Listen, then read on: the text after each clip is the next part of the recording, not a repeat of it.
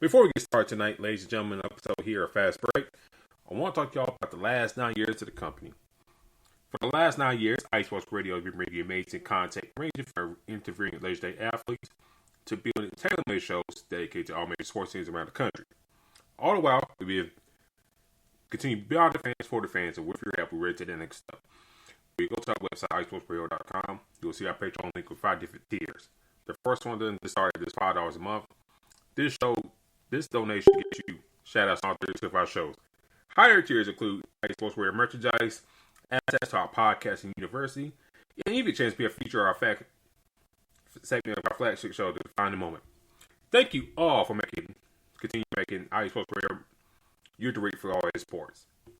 I do want to shout out to our 4 Patreon members: Barry Reyes, Marcus, Los, Great, Keith the Gate, and Anonymous.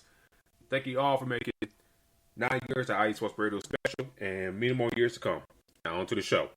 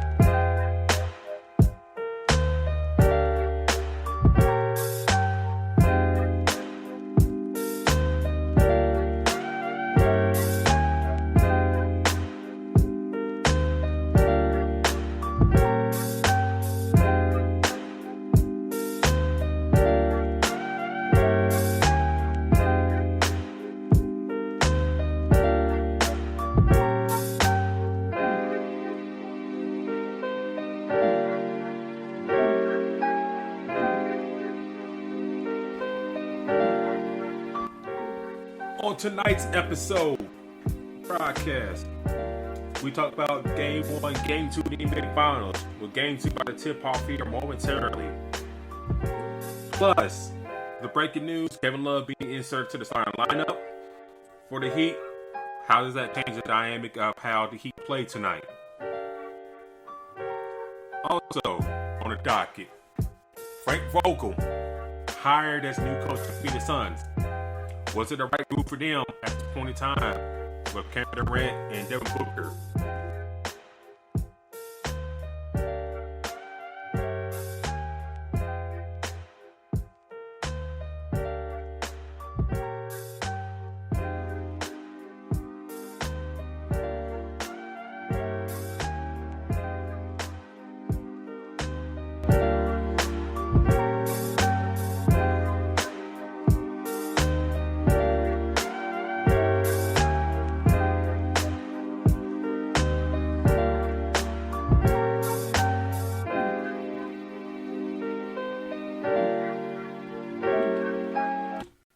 Join us as you shout tonight, ladies and gentlemen. Us again too, lots to talk about here on the network. D-Lock will join me shortly. Let me just double check if he's on. Can y'all hear me?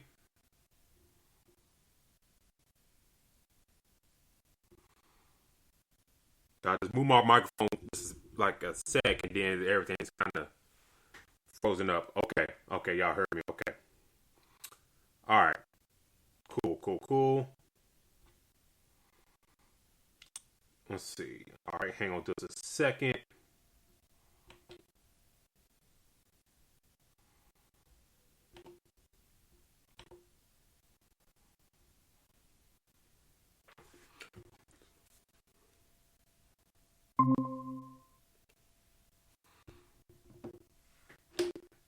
Hang on one sec. As NBA Finals is getting started, 3-pointer by the Miami Heat. So they're up 3-0 right now. Jokic bringing the ball up to Eric Gordon, the left wing.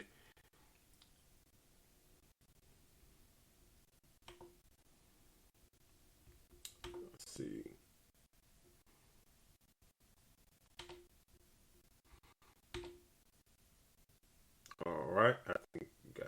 there. We got that there. Well, Mike, shout out to you and Tom Rodriguez in the chat. Well, Mike, in the past on this show,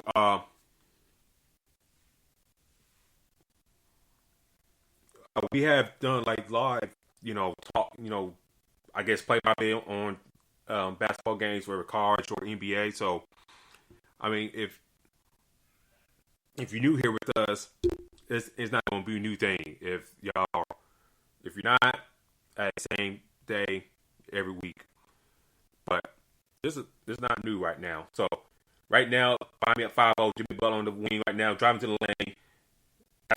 Up under Jamal Murray. Jamal Murray was swatted out to KCP, out in the fast break. Jamal Murray going down the lane, kick it out to Michael Porter. He pumps fake, drove in, missed a shot, Bam Adebayo with a rebound. Dave Vincent with the ball right now on the wing against Jamal Murray. Driving it in. Vincent with the shot. 2 points in. 7-0. Miami right now. 7-0 right now, Miami. Jamal Murray bringing the ball up. Crowd getting kind of anxious right now. Joker's the ball gets Bam Adebayo. Adebayo hold his ground. Joker's getting in. Too much. And Denver's finally on the board. 7-2 right now. 9:25 on the clock right now. Vincent with the ball, hand screen. Well, followed by a screen by Strus. He got hit. This. That's one thing that hurt Miami last game. Strus not hitting his wide open shots. I think he missed at least 4 or 5 right in that last game one. And that kind of made a difference. If he made his shots, I think the game was a lot closer than it was. But him hitting that shot, should help his confidence, and should help Miami in game 2 here. But timeout, Denver, Miami's off to a great start. Denver come out kind of slow, compared to, other series that we watched in this playoff run. But how y'all doing tonight? Right now, I'm riding solo. D-Lock is in business right now. He'll join me momentarily. But while the game's on a commercial break, I want to kind of go over game 1 real quick. I'll let you match Strus.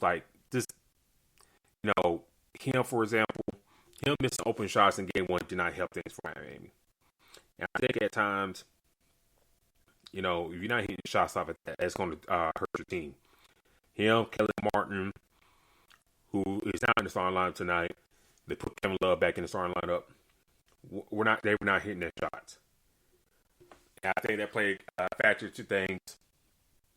Why they lost in game 1. Jokic, was closing late in the game. Michael Porter, he started hitting his shots. Bruce Brown was hitting his shots. Eric Gordon, damn near getting what he wanted down low early on. And to kind of minimize that, Kevin Love got to play tough down low if he's going to guard Eric Gordon. Or if he's going to guard Michael Porter Jr., which I think they might do, put Kevin Love and Michael Porter Jr. and go that route and let Jimmy Butler guard Eric Gordon. Don't let you get him beat down low. I think you can minimize Eric Gordon's impact down low and make him more of a jump shooter. I think they'll go a long way for Miami to maybe potentially win the NBA championship. But of course, that's ifs and buts, though. That's ifs and buts, though. And, Mike C in the chat saying, Strus and Martin were killing the C's from deep, and then they went cold game 1 of the finals. I was like, where were these versions of them in case him against us? And y'all don't know, Mike C, big Celtics fan, does our Boston show here on iSports Radio, new to the family, does great stuff. Was at these Boston Miami games here recently. So do check him out on Twitter at let me get the handle real quick.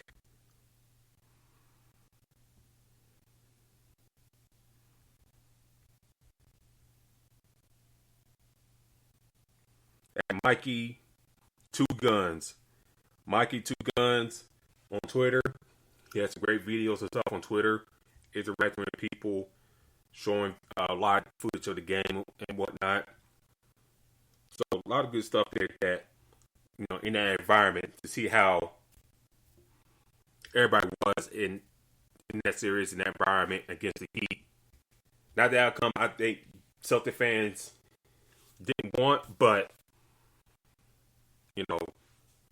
we'll talk about more about Boston here down the line, what they should do, whatnot. Games back to commercial. Miami with the ball. 10-2, 9 minutes left in the first quarter. Vince driving in, got held right there, but no call. Strus pick and pop on the three, but he missed it. Now Denver's down on the fast break. Jamal Murray basket off, but Kevin Love with the rebound.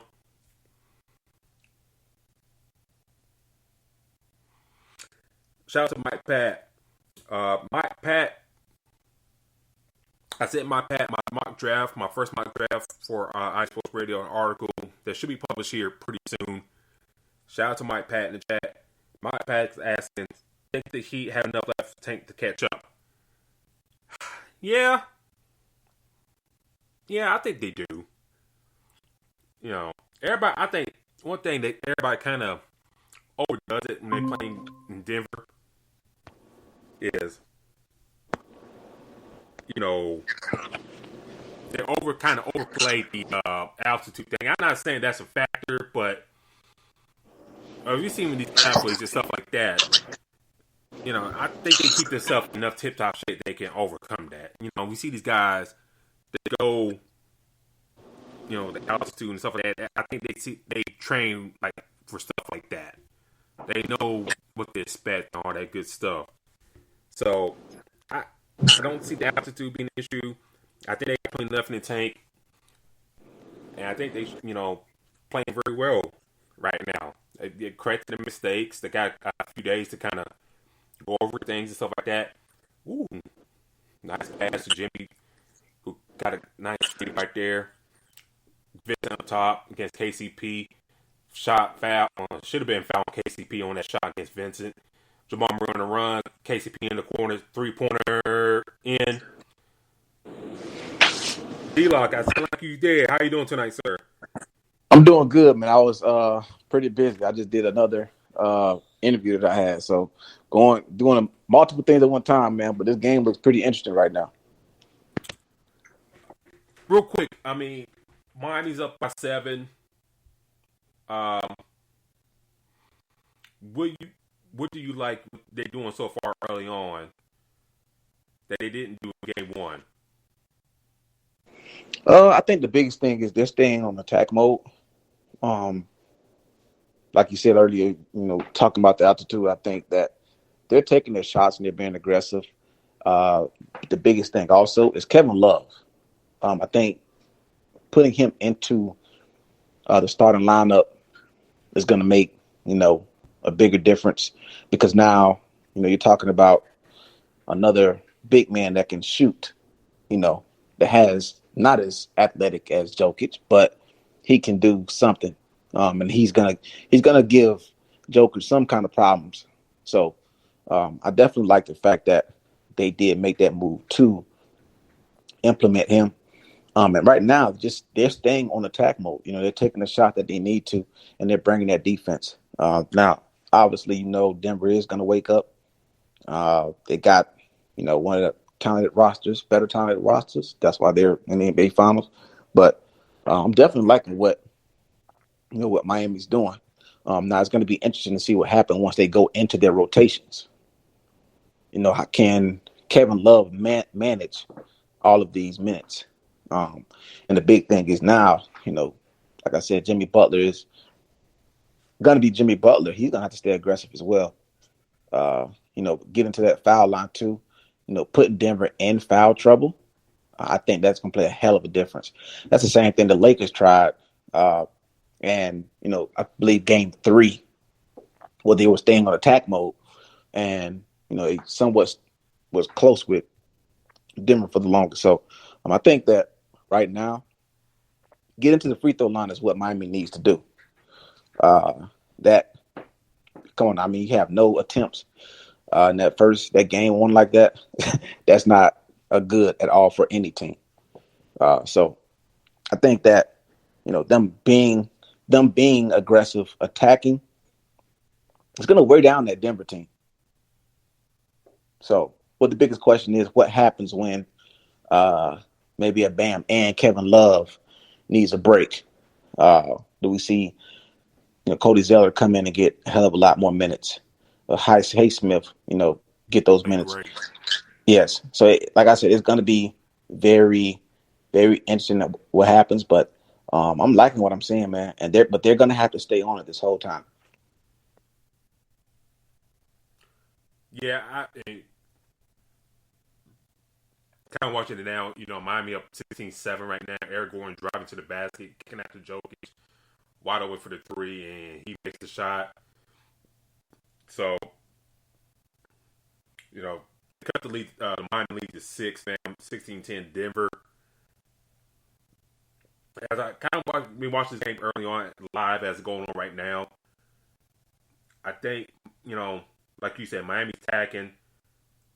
Max Strus, like Mike T, was saying in the chat, him Caleb Martin went cold. And now, early on, they're hitting their shots like he didn't do game one. And it seemed like there's a offensive foul on Denver, so Miami getting the ball back. Was that a thing that to you watching game one? Was that a thing for you that Miami not hitting their shots? Strus, when I look at the stat now, they say he over now for 3-point land in that game. Well, Miami not hitting their shots was like a key factor for them not maybe winning that game Thursday. I think it played a huge part, but I think what ties with that is the fact that they were just not getting to the free throw line. You can't make your damn shots and you're not getting any fouls on top of that. You're in the hellhole. And it could not get to going. And now you're talking about, 3 for 4. He's starting to cook early. Now, again, this is in the first game, early in the game, Miami, they were done. Like they were not close. Then they ended up making the adjustments, and started to close out, start jacking up threes later on in the game. It seems like they're bringing that energy just a lot earlier. Now, what we're seeing so far is they're shooting a hell of a lot better, which they're going to need to do that. So, with that being said, they continue that. Now you put more pressure on Jokic being, Jokic. These other guys are going to have to come in. And the thing about Miami that Denver has not seen, I think, outside of the Lakers, is a team that has this kind of defense. They have a suffocating defense. So if they can get this lead and continue to bring this energy, the Heat might be in a good spot, especially in Denver. Now, again, we've seen the Lakers jump out and have a hell of a lead against Denver, and over time they started to claw back. Does this happen against Miami? And that's the thing. Now, if they can continue to get your shots up, I think they'll be fine. But it obviously still being in the first quarter, Miami's going to have to continue putting pressure on Denver by making the shots. Because once they don't, a couple possessions, KCP drops a couple threes, Jokic gets hot, maybe this game is like a 3-point game quickly. So, but I think that did play a huge part. But what they're doing now is they're playing a hell of a lot better shooting wise, and they're also getting to the free throw line, getting them fouls, which is the reason why they're looking a hell of a lot better than game one. Yeah. Miami took a timeout right there. Going to the chat real quick. Mike C saying Miami coming out strong this game. Yeah, they had to. And Tom Regan saying, had the Heat trying to play small ball. Well, they played small ball game one. You know, they had Caleb Martin stay in that starting lineup, and it wasn't the best result in my eyes. So I think that's why they went back to Kevin Love in that starting lineup, get more size in there, and I think Kevin Love also brings another dimension, of passing that I don't think Kevin Martin will bring to a degree. I think the only difference between Caleb Martin and Kevin Love in the starting lineup is probably to get more speed and stuff like that, to get more up and down in that sense. But I think Kevin Love, the passing, his outlets, and the fast break and stuff like that cannot be undermined. I mean, that's a great asset to have. That's one of the things that Kevin Love does so brilliantly, launching the ball all like up and down the court like that with ease. On that fast break, Yeah. If you get Denver like that matchup like that on that fast break and possibly in foul trouble like you alluded to, that can go a long way in how they win this game tonight. Yeah, and I think that only thing that we have with Kevin Love is just like I said, how is he going to be able to withhold all these minutes? If they can get some solid minutes out of Kevin Love, they might be they'll be in a very good spot.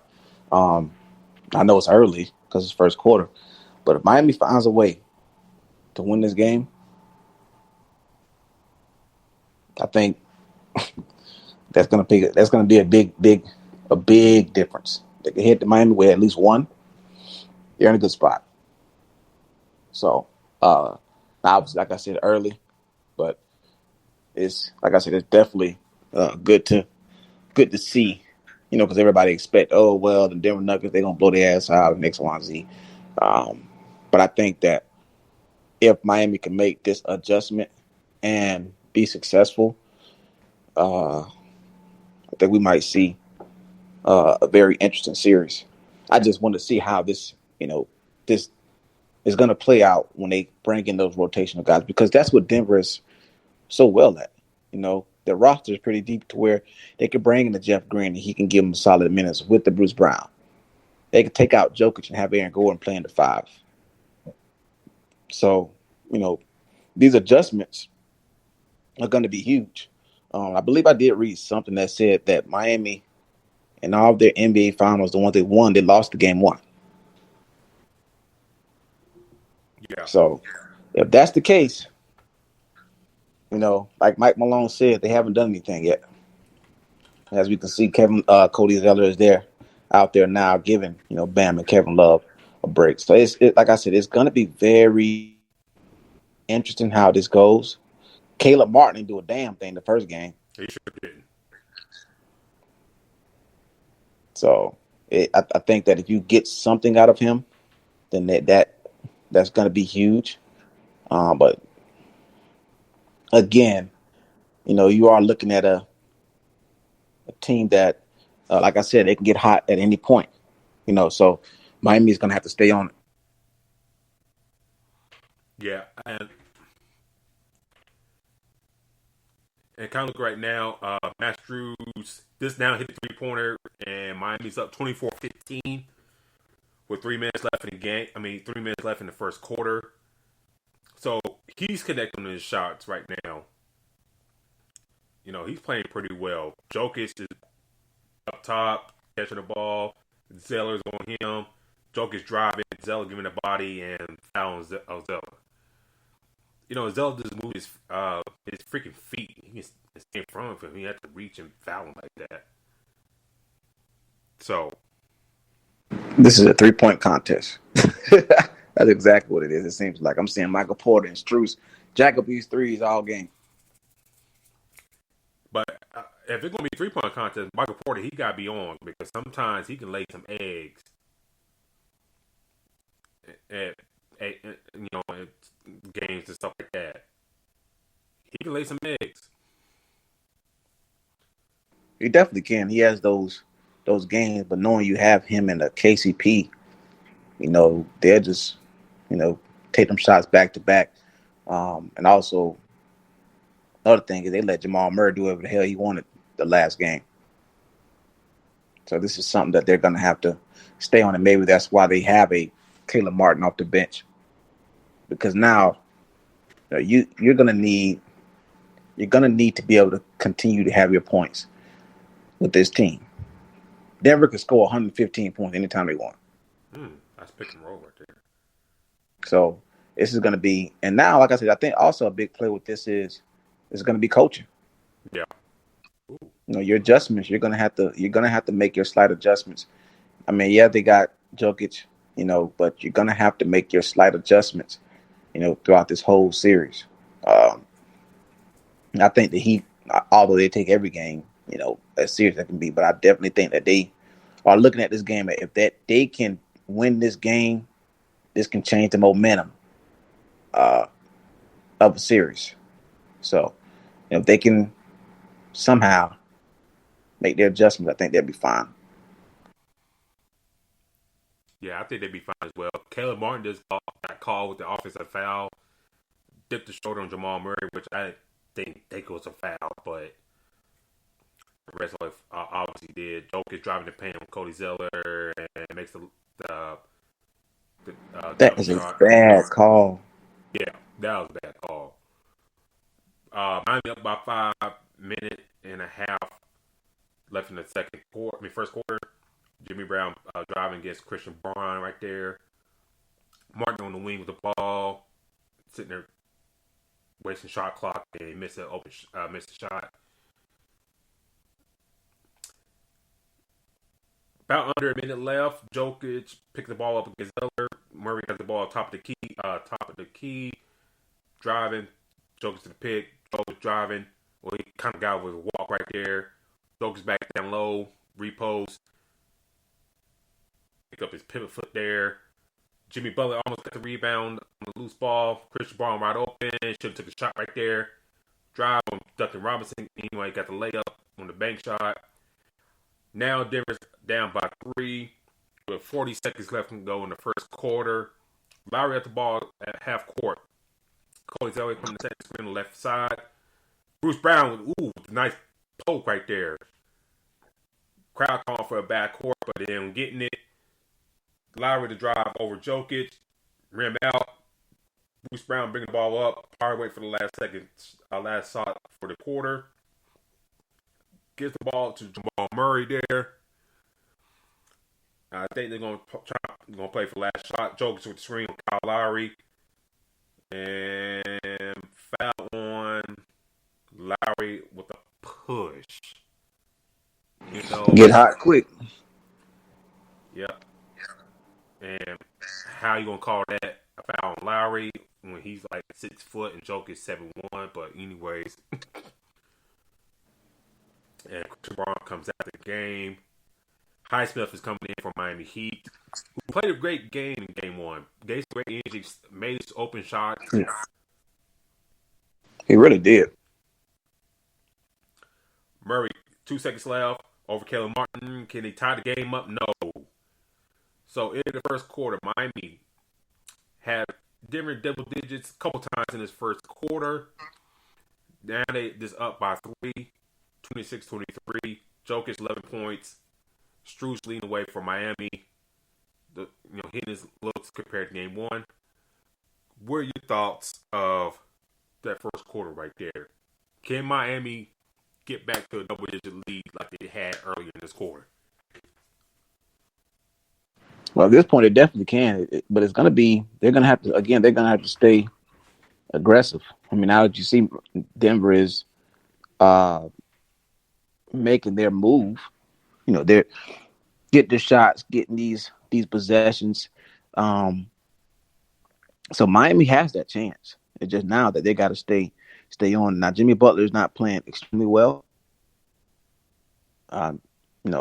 Looks like he's not really getting some good shots in right now. But Jimmy Butler is going to be Jimmy Butler. Jokic is being Jokic right now. Already with 11 points. Looks like he played the whole first quarter. So, that being said, you get a chance to, have some minutes without him on the court. Maybe that they can make a push and start getting things kind of moving in the direction that they want. But I think that right now the Heat have to. This is what I was talking about earlier. Now we got to see what that bench is going to do. Jimmy Butler is not really playing too hot right now. He'll wake up. You're probably going to give him a break with Kyle Lowry and Caleb Martin out there with Highsmith. Possibly, I'm thinking maybe bring Bam back in. But now, this is the chance that they have to make a push right now, because at this point, this is what that rotation. This is what makes Denver so good, because they can have Jokic take a break and still put up the same amount of points. And that is where this, like I said, it gets out of hand. Now, the last game, Miami was down by 9. I believe it was 29 to 20. That first game. So now, you come out with the lead. Denver came back with a consistent second quarter. Now you need Miami to do the same thing this next quarter. But again, their bench is going to have to play a hell of a lot better. Duncan Robinson is going to have to take the place of Max Strus, who's hitting the shots right now. Duncan Robinson is going to have to do the same. And hopefully, that comes around. And I know right now we've seen it, we talked about it, but right now they're missing a Tyler Hero. Obviously he was ruled out tonight. Let's say he might be ready game 3 or game 4. But this is where they're missing that extra piece. So, like I said, if they can try to get that lead back up, 7-point lead, 10-point lead, I think they'll be fine. I mean, this is the challenging part. This is where Denver starts to put pressure on, or they put pressure on a hell of a lot of the teams they played. You put so much energy into maintaining or containing Jokic that Bruce Brown brings the same energy when he's off. Eric Gordon is playing the center and bringing very similar energy, So, which, hell, I wish the Magic would have figured it out when we had them. But that's a different conversation for a different day. So, right now, like I said, they have the perfect chance now. Got the lead. Jokic just played a hell of a lot of minutes. He's going to get a break.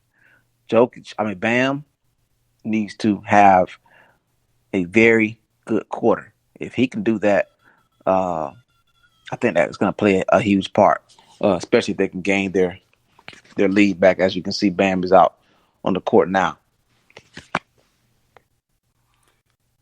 Going to the chat real quick, D-Log. Mike is saying Coach Spo is a great coach. Totally out of Coach Mazzulla last series, which is very true. I think I'll say this to Celtics fans: we'll see how Mazzulla is next year, and we'll see how the team is built in the off season. But we'll see how he is next year. Give him time. If the Celtics didn't think he could do the job, they'll win somebody else. Let's be real about that. So you kind of put some blame on Ime Udoka putting them in that situation. Correct. But in the same breath, though, and we discussed in the show before, a whole damn year. I mean, to spend it for a whole damn year, though. I mean, come on now. Come on. And top of all that, he's about to get hired by the Brooklyn Nets. Shortly after that. So, and what it came to light, what happened, was that worth, a whole year in which you could have maybe made a return trip to the finals? Who knows? Right. Michael was saying Denver has made a nice response to Miami come out throwing the first row. We definitely agree there. Mike asking, hey Davidson, who are the popular NBA teams down there in Bama? That's a good question. Of course, the Lakers. I mean, they're global, so they're gonna have fans everywhere. I've seen some Celtics fans around here as well. And also, with people moving and all the moving around and stuff like this, and D-Lock, you've probably seen this as well, being in Atlanta. But in my area, where I live at, Limestone County, as Alabama, our county is like the largest growth here in the state for the past couple of years. So again, I've seen people from Utah tags, Nevada, Colorado, Mizzou, Iowa. I've seen a lot more tags. New York, a lot of more tags around this area here lately. That you see a different demographic. So like Lakers, I've seen Celtics, Grizzlies more than the Hawks. Not saying there's Hawks fans around here, but you see a lot more Grizzly fans. And close to the NBA cities, Memphis and Atlanta, they're about like 3.5 hours apiece, either way. So, you got those fans. You see some Golden State fans more with the younger kids because they all love Steph Curry. Of course. So you'll see some Golden State jerseys and stuff like that. But other than that, that's really the demographic around here.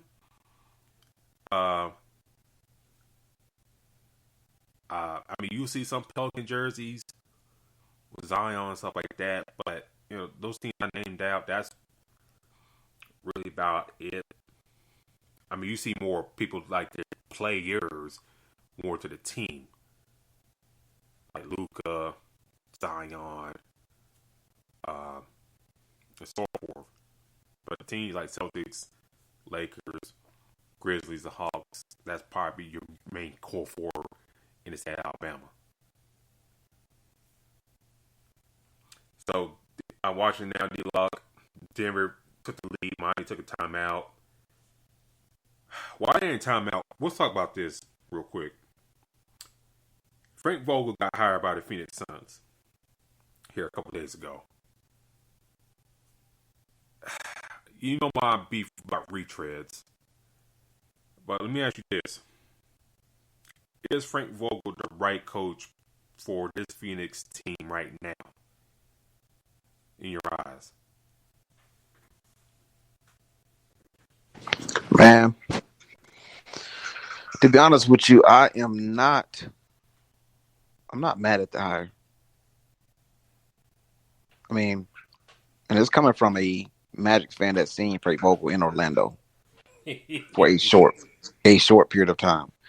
I've seen what he looked like in Indiana. I've seen what he did in LA. Obviously, LA, as they say, bubble championship, LeBron, Anthony Davis, that team that they had. I think that this team that he had in Phoenix is very well, a very good roster to have. Now, obviously, the questions of CP3, DeAndre Ayton, everybody else, Devin Booker and Kevin Durant are going to be there. But I'm not mad at this hire. I think that he has more success than failure, to me. So I think that, you have a couple of, like I said, seasons where it didn't go as planned, but hell, the Indiana Pacers Paul George was one of a kind. Let's not forget, seeing that team, that Indiana Pacers team used to give Cleveland fits in the East. David West, Lance Stevenson, Roy Hibbert, Paul George. This team wasn't bad, and he was, the head coach there. So for me, I don't think he's a bad hire. I think with the team that he has is going to be pretty much solid. Now, you say the team that they have right now, that's including Paul George. I'm sorry, not Paul George. Chris Paul. He's going to have to be his leader. That's going to play a part because we know damn well Kevin Durant is not going to be the leader. Possibly Devin Booker, but not yet. But the teams that he had, he was successful at Lakers, LeBron leader. Pacers, I probably would more than likely say Paul George or someone with the leader. So I'll take Owen Danny Granger maybe. Danny Granger, yep, another one. And what happened after he left that system? He fell off. Yeah. So for me, I'm not. I'm not. I know I've seen a lot of people say, this is a bad hire.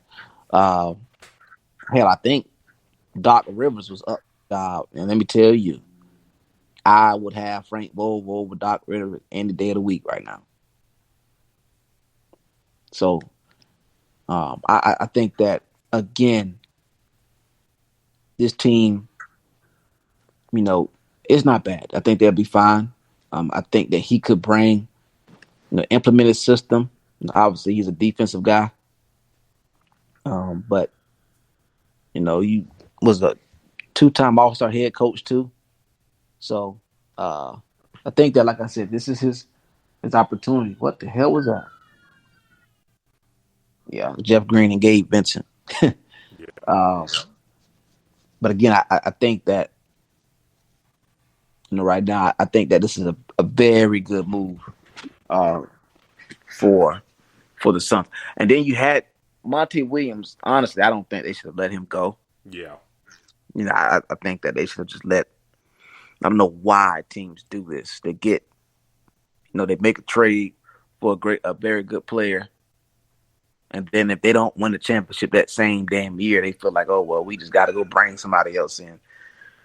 Doesn't make sense to me, but they decided to make that decision, and now, but this is who they went with. So again, I don't think it's a bad move, but he's gonna need more from Kevin Durant. I can tell you that.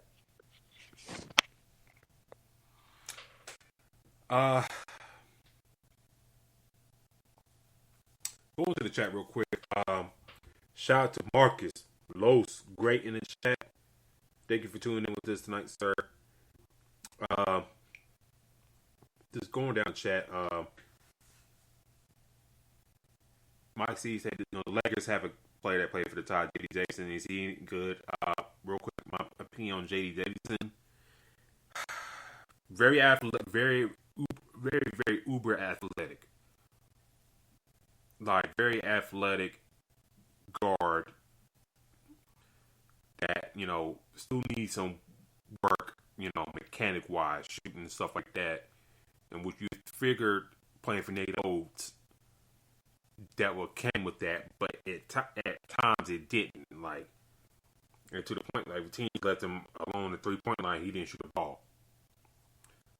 So if J.D. Davidson can, work on his jump shot and stuff like that, the athleticism is already there. So I mean, don't worry about that. Him being slow or anything like that. That's go look at his high school highlights and stuff like that. I seen him play in person once, and he's very electric. So J.D. Davidson, this time, maturity, and just work on his, offensive shooting and stuff like that. I think he'd be a solid player. Denver has taken over the game right now. Jamal Murray is taking over 44-32. They up double digits on the Miami Heat. And kind of what Mike Pat said earlier, did he have nothing to tank? Well, I think they do, but I think Denver may have a little bit more right now. Terrell Regan saying the bubble championship still counts, and Frank Vogel won more playoff series with the Lakers than Doc Rivers did with the Clippers. A very good point. Right there. And then Marcus saying, D-Lock, that Roy never looked the same without Vogel, which is very true. And maybe he can wake up Ayton. The Ayton part that Marcus brought up right there, D-Lock. We saw reports that Monty Williams and DeAndre Ayton had like a little a rift. But we also discussed on the show that Ayton didn't really want to be in Phoenix anymore. Was it because, and kind of seems like because of Monty Williams. Do you think Vogel can come in and mend that fence with Ayton?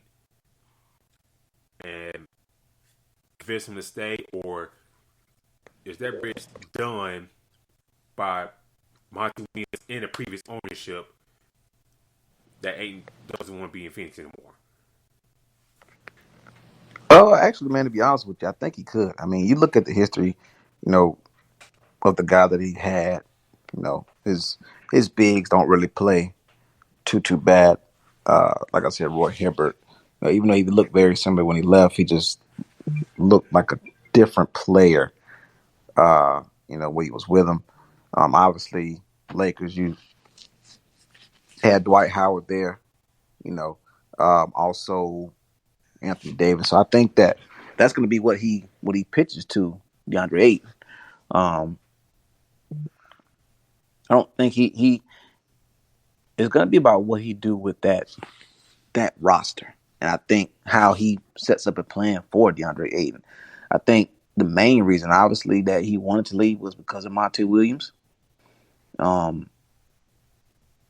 does he say, well, hell, at this point, I still want out just because? I think he goes into it with a different mindset, because I believe all it started with Monty Williams. So, and at this point, I mean, I think he's making a hell of a lot of money over there in Phoenix. So, I think his contract, what is he, 4 years, $130 million, something like that. So, for me, I don't think that he just openly wants to just go with a new coach in, that could possibly change things, knowing that this team is still one of the better talented rosters altogether right now at this moment.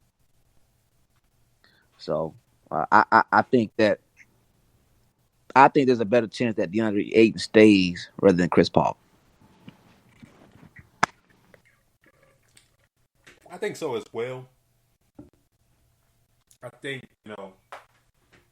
maybe the new coach in, maybe that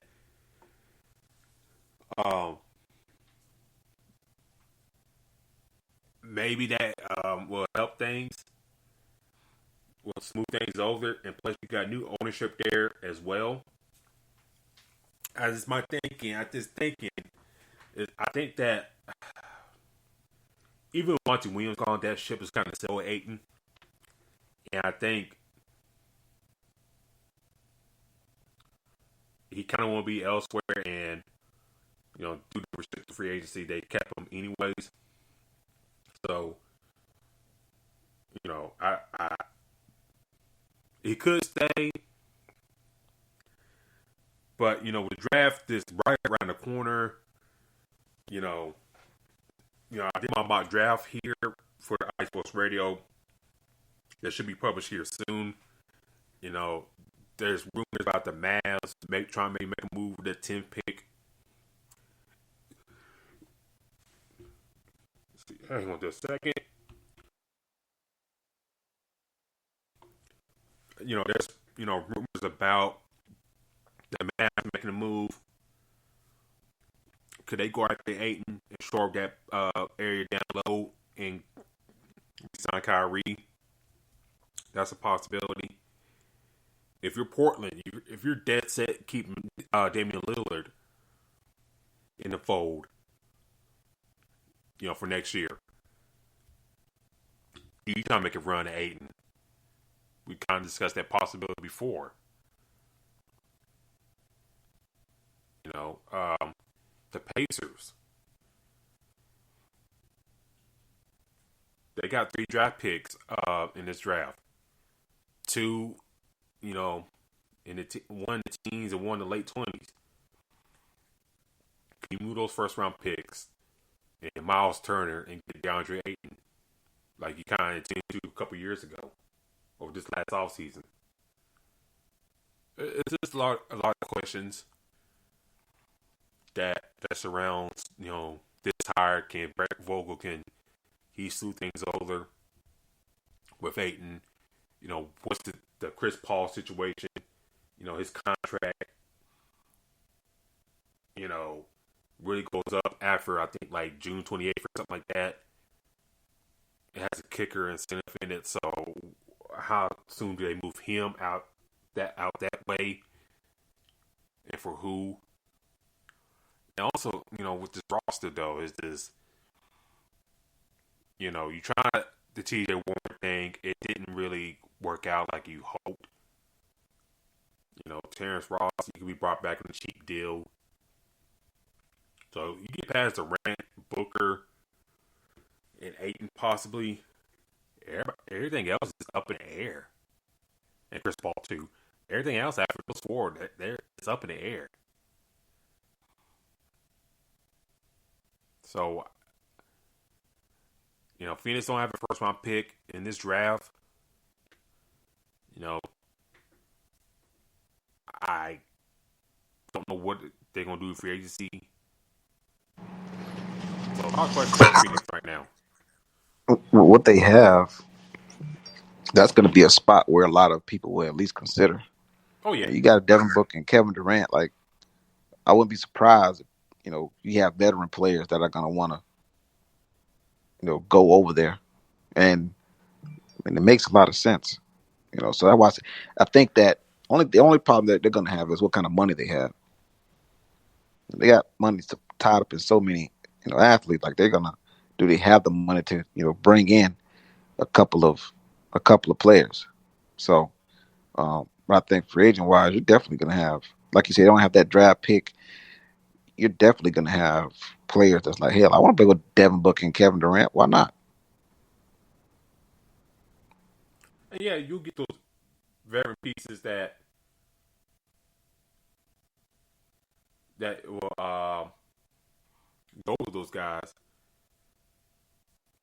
But how much if somebody's gonna take a sacrifice on, you know what I'm saying? That's the thing, you gotta look out for. Like, you could probably get like a Lance Stevenson for the cheap. I think he'll be itching to get back to the league. You probably get DeMarcus Cousins on the cheap. He's probably itching to get back in the league, and he's playing very well right now in Puerto Rico. And Kevin Love, for example. Will he take like a cheap veteran deal to go out to Phoenix? I highly doubt that. And right now he's seeing Denver up by 10 on Miami. Gabe Vincent with the potential and one right now. But it just depends on the player and whatnot. I mean, I think you get Terrence Ross back on a minimum. Nobody's claiming to give him like a $20 million deal. So you probably get Terrence Ross back on a decent deal. So I don't know if they got any second round picks. If they do, if I was them, some young guys could potentially slip through the cracks. Like Imani Bates, G.G. Jackson, maybe. Sasser, the point guard from Houston. If you got a second round pick, I think there's some of the guys you probably need to grab, the kind of young guys probably grab on your roster and develop those young guys. But before we got here, you just sent me some right here. Sam Cassell has agreed to join the Boston Celtics coach staff under Joe Mazzulla. Before we get out of here, what's your thoughts on him, and why do you think he never has gotten the head coaching job yet? I think it's a very good addition. Sam Cassell has all that experience. I think he can definitely help out Missoula, with a few things. And, we've seen it with him being in L.A. with Tyronn Lue. But for me, I think one reason why, he's being an assistant right now is possibly waiting for the right opportunity. And maybe just now being comfortable with being an assistant. Being a head coach has so many responsibilities so quickly. I just think that right now he's, kind of building that resume a little bit more, getting comfortable with what he's doing now. You know, So you don't think all the years beyond the Doc Rivers and whatnot. You don't think he's like ready for a job now? I think I he think is. he, yeah, I think he is. I just sometimes when you see, sometimes you think in your mind like, damn, like, are they comfortable with just being an assistant at the moment? I really honestly haven't seen his name be circulated as far as applying for some of these head coaching jobs. Because clearly, if he did, he would be one of the guys that, come on, Chauncey Billups got a head coaching job. So I say that to say that I think Sam Cassell is in that same category with a Chauncey Billups. But knowing, where he's been, who he's been under, maybe he could be in a comfortable state right now as being an assistant, and then knowing that jobs are gonna always open. I mean, we're literally seeing coach of the years get fired. So, you see that tells you that jobs are gonna always open. And maybe, he's possibly looking for that right time, that right opportunity. And also, like I said, you looking at how the NBA is going, the amount of good teams in the league is very slim. You got players with the big three or the big four, stuff like that. So, it's very, very hard to go out there and say, well, hey, I'm going to go to the Washington Wizards and be their head coach and turn them around. And a franchise, give him that time to be able to do that. So I'm thinking more so of, he has that more security as an assistant rather than a head coach, because, once you are the head coach, all these expectations. I mean, look at Missoula now. Hell, after 1 year, there's already people having questions. Is he the guy for the job? And that's obviously having the expectation of going back to the NBA Finals. So again, I think that he is, in a perfect spot. He's had the resume to be a head coach. Maybe he's giving it a year or two, and maybe that big job opens up, and then he takes it. But like I said, I think that's a very big pickup for Missoula. Hell, maybe he puts himself in a situation where Missoula doesn't last, so long, and they move him up. So these just are the things that can happen. So for me, I love the hire, because that's what you're going to need. Somebody to bring that type of experience to Boston, and having a player like a Jason Tatum. So I think it's good. We still got to see what they're going to do in the sense of Jason Tatum and Jaylen Brown. But great hire, man. I mean, I think that's a very good hire. But I think he is going to be one of those guys that's going to be a head coach at some point. Yeah, I think so as well. And like you mentioned right there, could he? If things don't go right with Missoula, can Sam Cassell, like you mentioned, Sam Cassell be pushed into that role? So I mean, that's a good point right there. I think a thing we just should keep an eye on. You know, come next season, if the Celtics, if they're playing well, but it could be a little bit better. Do they make the switch to Sam Cassell and take it to another level? So I think that's the thing you got to look out for there. But before we get out here, ladies and gentlemen, we're going to take you all through the end of this first half right here. Eric bringing the ball up, minute and 15 left. Kickball by Gabe Vincent. Miami down by 5, 52-47 right now. So after being down by double digits, Miami's clawing back into the game, but kind of similar like how game one went when Miami got down big and had to claw back, and then they went back down. But the role players for Miami playing a lot better. Gabe Vincent, Mouse Drews, playing very well. So Joker's on the ball on the block against Zeller. Kick it out back to Michael Porter Jr. Ball got flipped up in the air, tipped back out to Jamal Murray. Butler with a great defense with the poke, and KCP the shot, and I think he got bailed out on the 3-point line right there. And KCP getting 3 shots, and Gabe Vincent is pleading his case. But I think KCP got bailed out on that foul call right there. They show the replay.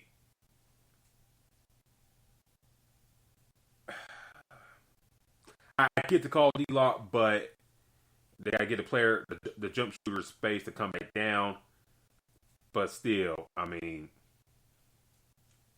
I don't know. I get the call, but I think it's a bailout call. How do you see the rest of this half finishing out? Do Miami come into the league, or do Denver build on it? It seems like Miami has gained a slight momentum. I think they're gonna go. I think they go dead locked in. I don't know. I don't think Denver grabs a quick 7 points, which we're used to them doing in a span of like 30, 40 seconds. I think that this defense that Miami is going to bring is going to, keep the game within close. I mean, they were down by 10 just a minute ago. So if they can, get their shots up and keep it close, I think they close this half out pretty good. Jimmy Butler's gonna have to wake up the second half though.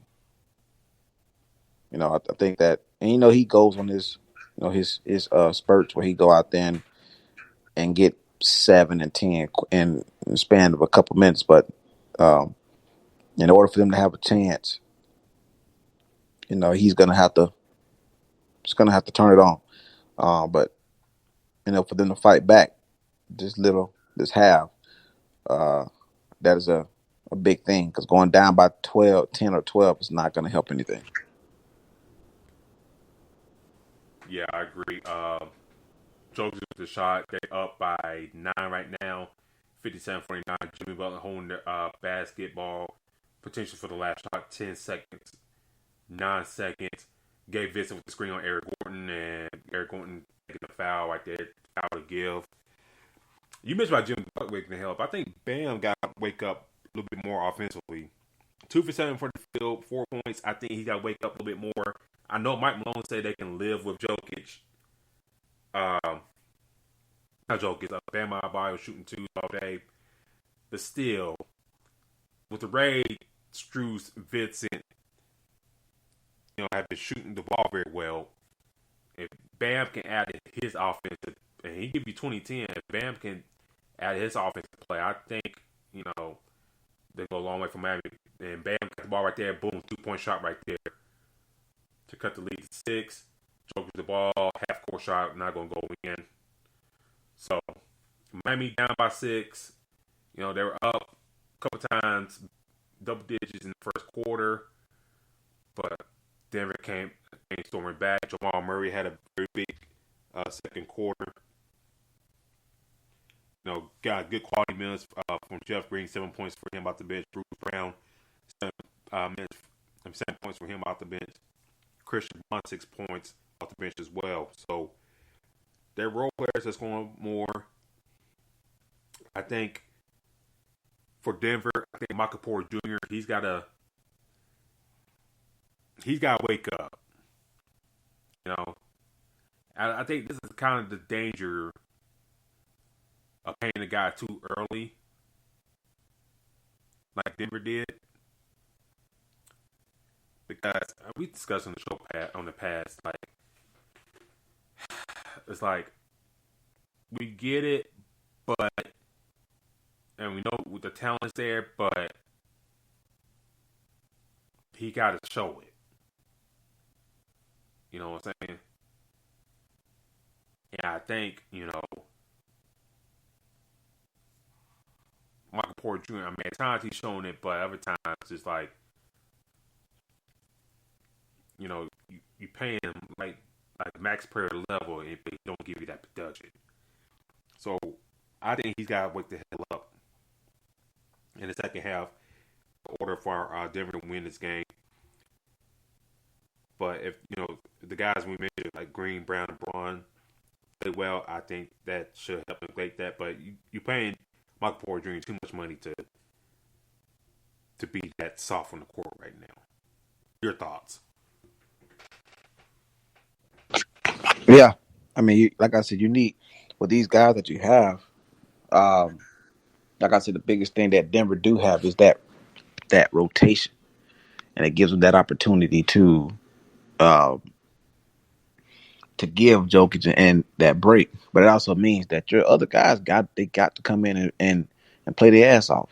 So you have to be able to be consistent. And now, looking at a team like Miami, you mess around and give them a couple possessions, they'll take advantage.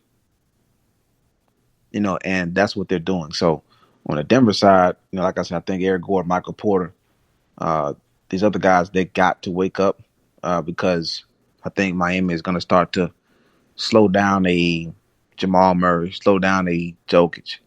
So these other guys are going to have to come around. On Miami side, I like what I see in the first half. Not too far out. You started out hot, had that lead, but Denver is going to fight back. Got to stay consistent. Bam is going to have to wake up as well. Like you said, you're going to need him to continue to stay aggressive and do more. Because if not, Jimmy Butler can't do it alone. Even though you're starting to Kevin Love is not going to go out there and go crazy. Those days are over. So you're going to need Bam to play well. And on top of that, I think the biggest thing is, too, if you can get him to play some kind of defense on Jokic, I think that'll play a huge part as well. But and he's been inconsistent, to be honest with you. Been very inconsistent. So hopefully, like I said, he can wake up and bring that energy. Like I said, loving starting Kevin Love. Strus is playing a hell of a lot better than he did in the last game. But they need to finish this off. And that crowd behind them, it looks like, they started out hot, compared to last game where it took them a while, as they say, they had to make their adjustments, to the altitude, but they are in a very good spot now. 2-possession game, going into the half. They got to come out and continue to bring that energy. Bam wakes up, I think the Heat steal this game. Yeah, I agree there. I think Bam wakes up. I think they can steal this game. Struz, Vincent, those other guys can hit the shots. Tucker Robinson hit the shots. I think we're going a long way in Miami's favor. And by the way, I gotta say this too. ESPN Disney's coverage of the NBA Finals sucks. I had to get it out of my system. I'm sorry, man, but it's like Yep. it's like these guys say this is a sentence or so, and then they off to another commercial break or whatever, and then ESPN made to a point that they make some of these people better than what they are, and in the past several years, like some of these hosts they have had that a lot of people don't like is to make it unbearable to watch. Stephen A, when he's not acting a fool sometimes, can give you good basketball analysis.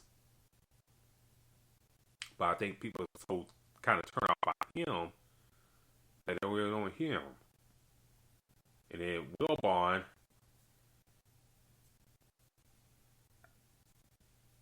it's like I don't dislike him, but it's like it's in the fence with me. He's on the fence with me. It's just like he's just there.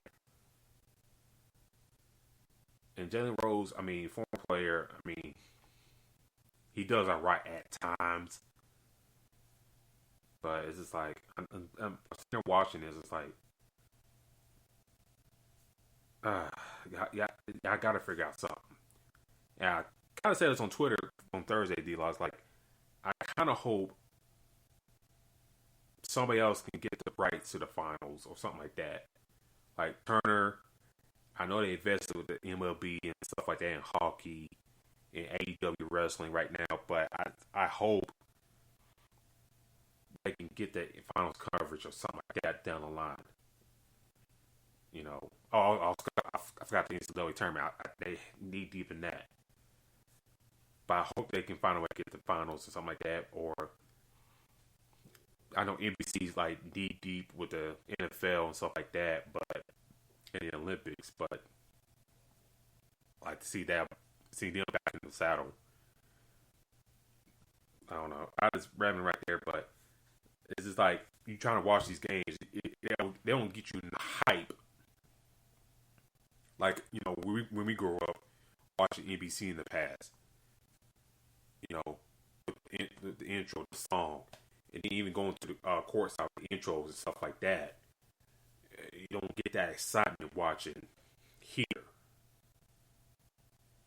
You know what I'm saying? Yeah, it's totally different. I mean, I know crazy it is, seeing Shaq and Charles Barkley not be friends as basketball players. They definitely fit together on the show. Yeah. It just makes it very interesting. So hopefully ESPN gets it. They got to get it right. It just, I don't know, man. They have, the coverage. You think that they would definitely have a big, big, big impact, but doesn't seem like it, man. At least not what I thought it would be anyway. Yeah. I mean, you know, when they got the rights and stuff back in like 2004, I believe, or something like that, it hasn't really popped. You know, they had Al Michaels, Doc Rivers, but that didn't last long. You know, Mike Breen's fine. You know, Van Gundy's fine. Mark Jackson's fine. But past that, like the past hosts, like I just alluded to, Michelle Beadle. You know, her. I never was a fan of hers, and I think she thought she was better than the guys that supposed to be talking about the game. You know, and Ernie Johnson, like, is the perfect host. He kind of let those other guys, Kenny, Shaq, and Shaq. I mean, Kenny, Charles, and Shaq. He kind of let them shine, let them see be the stars of the pregame, something like their analysis, stuff like that. Kenny going to the board, his halftime dissection. Shaq, Charles, stuff like that. And then you tune in for Charles for his, you know, for his comments. Like his comments about, I don't know if you saw it or not, but the comments he said about Skip Bayless. He didn't mention his name, but, we all kind of know what he was alluding to. The split between Skip and Shannon just happened after these finals. Comments, stuff like that you kind of, you know, watch it here or you see it later on pop up on Twitter or YouTube. Shaq and Fool, stuff like that. So everybody, got their own individuality on that show, like Shaq, Kenny, Charles, and Ernie can like navigate through that pretty well. ESPN don't got that. Can Greenberg be that guy? I don't know. So I don't know. We'll see, man. How this versus finals coverage goes. I just kind of just wait to tip off and just watch the game from there. But before we head out the log, do the Heat come back and win game 2, or do Denver pulls it out tonight? I think the Heat get this one. Okay. Jimmy Butler is going to wake up, but I definitely think that you're going to see the Heat stay on it. I think they still game 2. I'm going with Denver in this one. I think Miami, like Mike C pointed out to the chat earlier, I think they tried their best punch, but I think Denver has countered it. And only when I see Denver losing, if Stoke is getting fouled over Jamal Murray's not missing his shots, and those role players I mentioned are hitting their shots like they were in the first half, and Michael Porter Jr. don't wake the hell up. And I think Denver don't win the game, but I think Denver hangs on and win this game on tonight and go 2-0, and they head down to South Beach here later on in the week. But this has been our show tonight, ladies and gentlemen. Thank you for tuning in with us tonight. It was a great show. Great to talk to y'all live during the NBA Finals. We have a great time doing that when that, happens. So, great talk tonight. Discussing the game going live. Game 3 is on Wednesday, June 7th. So, we'll be live tweeting all that's up on there. D-Lock, how can people find your social media? You guys can find me at Black-813, Twitter and Instagram. Let them know they can find you at the show's page. You can follow the show's page at Fast Break at IESR. That's Fast Break IESR. Do look out for IE Sports Radio on the main page on Twitter. That article or a mock draft that should be published here in the next couple of days to the website. My first article for IE Sports Radio, my first mock draft for the 2023 NBA draft. The hype with Victor Wembanyama.